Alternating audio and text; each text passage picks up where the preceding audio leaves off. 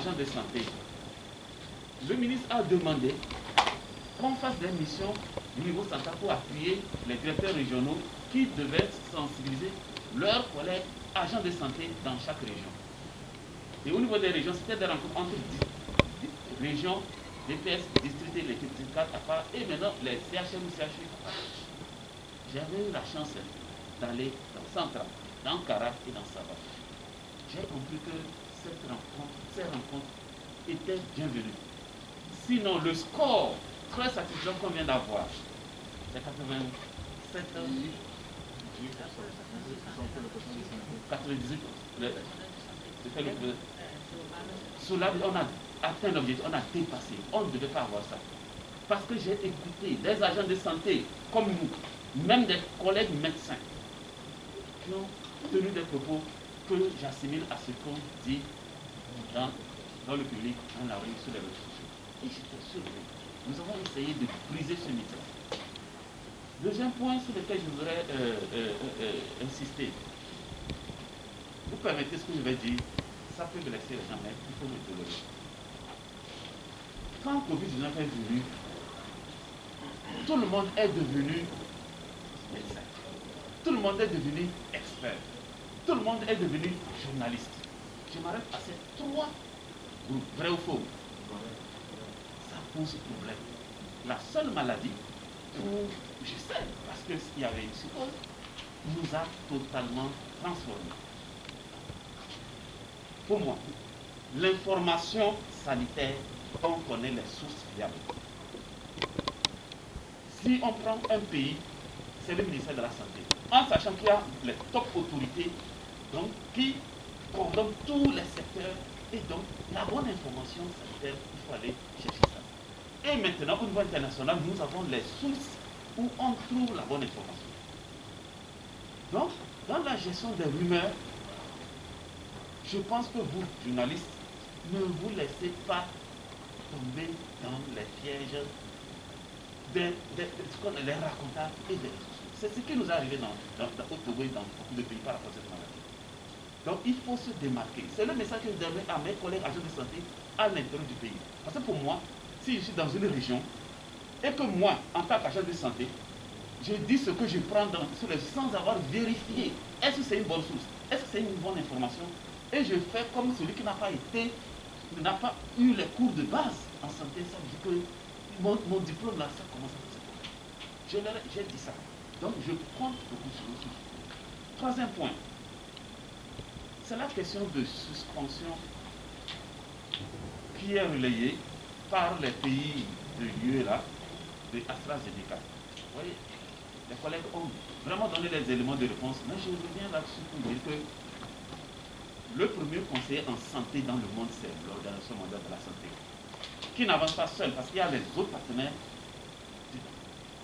Ce que l'OMS nous dit, on le fait.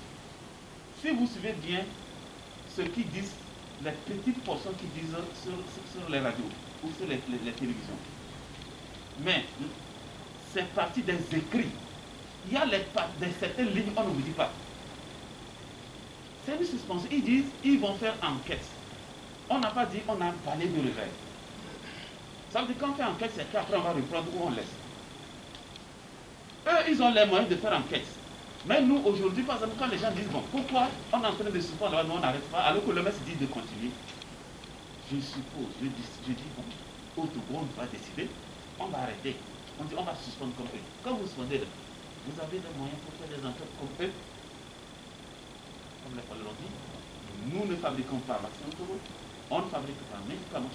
Même la bordée de contrôle qualité, on n'a pas encore, donc on ne fait que consommer. Ça ne veut pas dire qu'on va consommer n'importe comment. C'est pour ça, pour l'approvisionnement des intrants que j'ai cités, je vais parler des médicaments, des vaccins, oui, il y a un circuit très verrouillé pour que les choses ne passent pas à côté. Vous allez voir, quand vous quittez ici, si vous pouvez avoir un peu de temps dans la semaine, je vous invite à aller à la direction des pharmacies, c'est en face de la sûreté. Posez des questions comment on gère en matière de pharmacovigilance les cas de ce qu'on nous décrit aujourd'hui, effets secondaires, les maquilles. Je donne l'exemple d'un médicament que tout le monde connaît. On dit, par exemple, calamoxyl. Peut-être que ce n'est pas le bon exemple. Hein. Tout le monde connaît calamoxyl. C'est de l'amoxicilline, mais le nom c'est calamoxyl.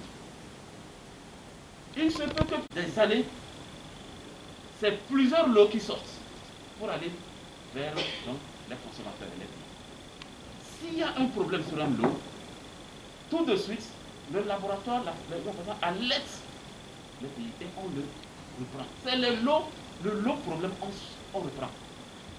Si vous allez voir Dr Niassa, le directeur de pharmacie, on va vous sortir une pile de dossiers comme ça où, quand ça va, il envoie ça rapidement aux pharmacies, on relève les lots, mais pas le médicament.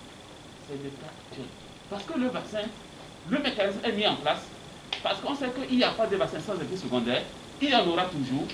C'est là où je tombe sur le quatrième point.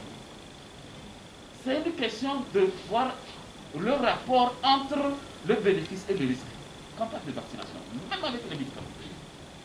Est-ce que ce qu'on veut donner pour sauver les populations, puisqu'on va avoir le médicament, est-ce que ça en fait plus de bien que du mal? Si oui, on comprend. Mais si c'est l'inverse, il faut abandonner. C'est pour ça que dans la fabrication des vaccins, sur toute cette phase, on vérifie l'innocuité. Donc, ça ne veut pas dire que le fait que le risque est là, il ne faut pas prendre. On est obligé de prendre sachant qu'il y aura des risques. Le risque n'existe pas nulle part. S'il y a un vaccin au monde, on vous dit qu'il n'a pas de risque, on a menti. Puisqu'il a dit, ils l'ont dit, ce n'est pas l'eau qu'on vous injecte, c'est le virus lui-même qu'on transforme ou on prend. Donc, il y aura la réponse et ça va secouer l'organisme. Donc, je voudrais insister là-dessus parce que les gens pensent que vous allez attendre un jour un vaccin scientifiquement, donc sur les que cela n'aura pas d'effet. Il n'y en aura pas. Peut-être c'est après nous, notre mort, qu'on va trouver, on va arriver à cette phase. Il n'y en aura pas, il n'y a pas. Tous les vaccins qu'on utilise dans la routine, pour les campagnes, il y a toujours cette phase que nous gérons. Voilà les points que, quand j'ai suivi, je suis venu donc pour ajouter et vraiment, si ça peut nous aider ensemble à briser vraiment ces inquiétudes pour qu'on puisse avancer. Si d'ici le soir, demain, les autorités décident, quand les autorités décident, on arrête, on va arrêter. On dit avancer, on avance. C'est comme ça. Et on ne décide pas comme ça, il faut utiliser sur la base des éléments faits. Ici, l'évidence scientifique, l'OMS dit, l'imputabilité n'est pas encore faite, donc on continue. Et donc, on est dedans. Mais si ça change, on va changer. N'oubliez pas qu'il y a le lobby des fabricants. Ce qu'on n'a jamais dit. AstraZeneca, vous savez que c'est la Grande-Bretagne et Suède. Grande-Bretagne, ils sont sortis de l'Union européenne. Les autres vaccins là, c'est dans l'Union européenne. Vous pensez que les fabricants là, ils vont rater notre laboratoire parce que beaucoup de pays c'est AstraZeneca maintenant. Du fait de la facilité côté logistique, côté coût et tout ça, pour les citer que c'est. Donc, on peut trouver pour atteler juste pour casser, sachant bien que c'était l'option pour permettre vraiment à régler le problème d'équité, donc pour que tout le monde soit vacciné dans le monde entier. Je donne cette dernière information parce que vous allez voir tôt ou tard, les vraies vérités vont sortir. Voilà ce que je voudrais ajouter avant que vous passiez à l'évaluation. Merci. Peut-être qu'il y a dans mon palais, s'il y a quelque chose